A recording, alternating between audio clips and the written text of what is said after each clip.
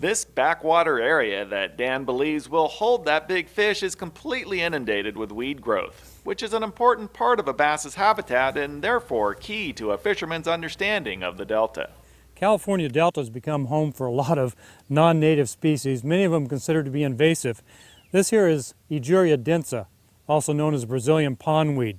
It's become more and more common in the Delta in the last 10 or 15 years, especially as water's changed here. Provides excellent habitat for juvenile fish, crayfish. As a result of that, we've been seeing the black bass populations just getting better and better in the Delta. Right now, Delta largemouth populations are some of the best this side of the Mississippi River. While weed growth is an important part of this habitat, so are the widespread riprap levees, which form the backbone of the California Delta. California Delta is comprised of over 1,600 miles of rivers, backwaters, sloughs, and byways. A lot of it is riprap like this for bank protection to help provide safety, protection for the farmlands on the other side. But all that riprapping also provides excellent habitat for crayfish, specifically the signal crayfish, a common native species here in the Delta, probably 95 to 99% of the food of the largemouth bass here. Oftentimes on the inside you'll find just riparian type vegetation with the native California tourneys, sometimes some floating aquatic vegetation like California primrose, water hyacinth. Sometimes good habitat as these fish are moving around, but right now a lot of the largemouth are concentrated on these steeper banks looking for crayfish, other prey items like threadfin shad, small bass, maybe even bluegills. The Delta is home for two species of crayfish. One, the red swamp crayfish. It's a non-native species introduced a number of years ago to California. It's a burrowing species, much larger than the signal crayfish, our native species. The red swamp crayfish is oftentimes found in the backwaters, back in the ends of sloughs, especially we have mud banks so they can burrow in, and you'll see the little mud mounds they leave as they cover up their holes.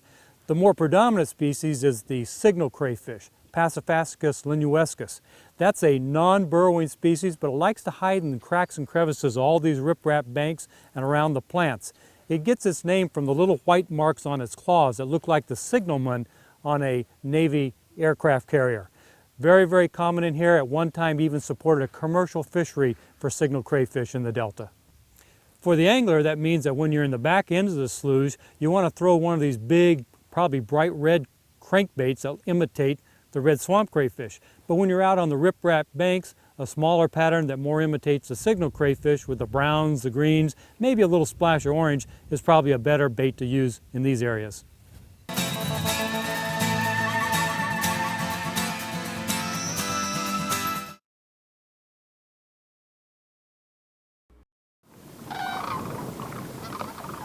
It's fall and the sandhill cranes are a familiar sight and sound to bass fishermen on the California Delta, where it's day 2 of the West Coast Bass Pro-Am. Mark Lazane, who's fishing with Jonathan Bradford today, is looking for crawdad feeding bass along riprap walls as he works to improve on his strong third-place finish from day 1.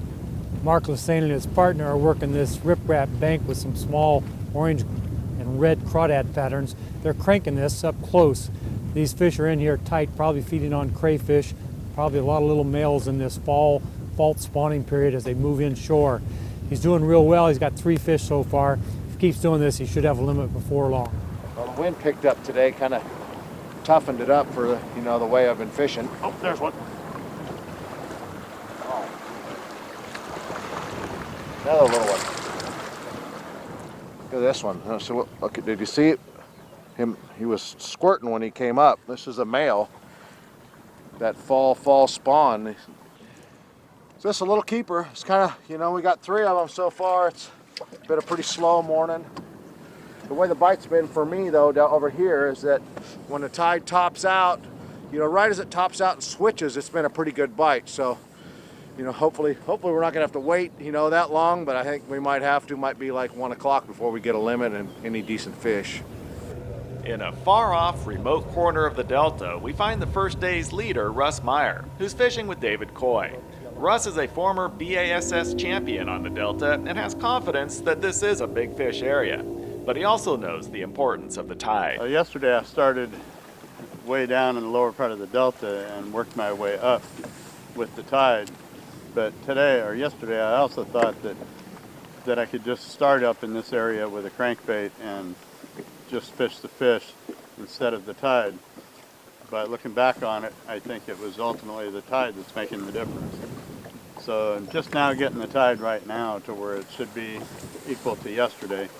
So we're hoping that that's what it's going to do. We got that incoming water, starts to get the fish moving, moves the bait around a little bit.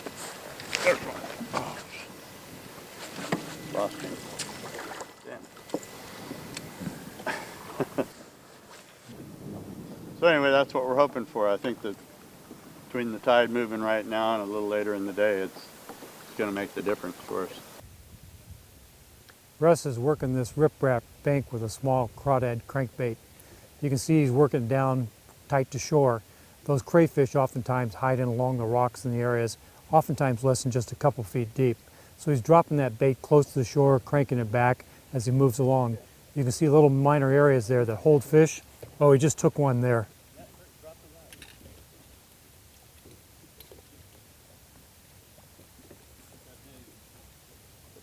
That fish came off that little rocky point right there. Bass love those little areas that are just something a little different. That fish was hanging right on that point where he cast, came across in about 2 feet of water, hit that bait. He's got another one in the boat now. Quality fish like that will help, but back at the ramp, we've found others with quality fish as well. We got that one on a beaver. Fishing up north, and I got like As the fish go on the scale, the tournament story unfolds. Here's Mark Lezane, who held third place after day one, but today he got off his He bite. was in third place going into today.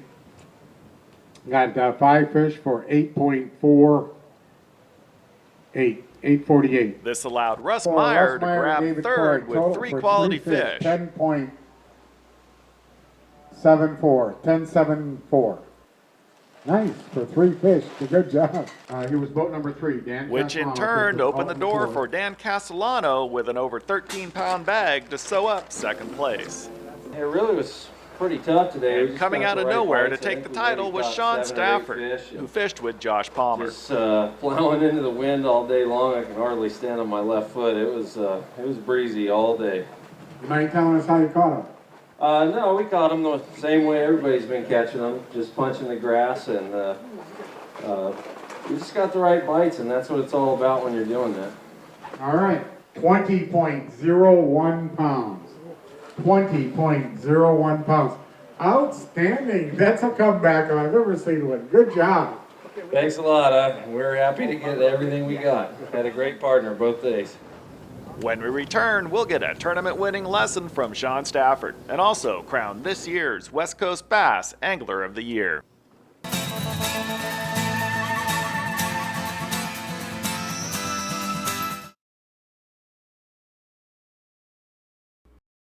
With over 20 pounds, pro Sean Stafford and amateur Josh Palmer have come from behind to take first place, and punching grass was key. I asked Josh to explain this specialized technique. For this tournament, I decided my best bet would be to punch grass just like everybody's been doing the last few months out here. And out in practice, I just wasn't getting any good bites, and I could get a good bite or two still doing this. So I just decided to stick with it, and it paid off real well for both of us, and we had a good day today.